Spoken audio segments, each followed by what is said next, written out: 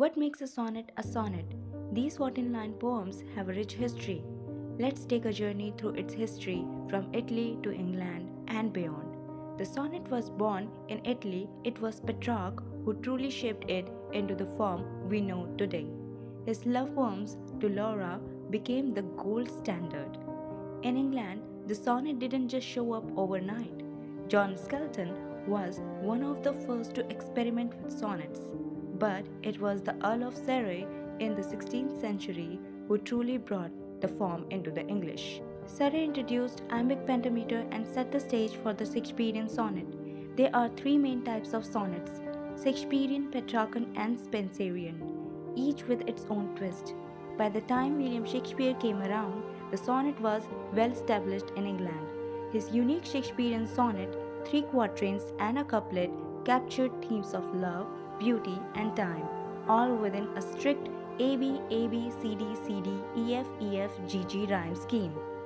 Back in Italy, the Petrarchan sonnet still had its influence. It has an octave 8 lines and sestate 6 lines with a rhyme scheme of AB, BA, AB, BA for the octave and CDE, CDE for the sestate.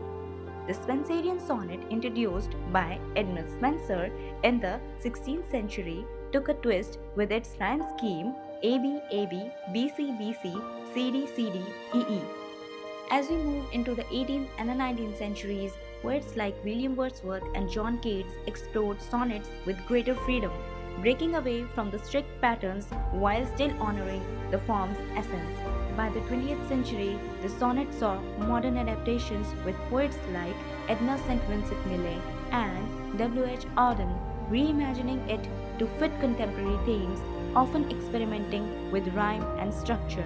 Sonnets have survived centuries of change, still resonating with poets and readers alike. What's your favorite sonnet style? Let us know in the comments. Do like, share, and subscribe for more literary insights. Thanks for watching.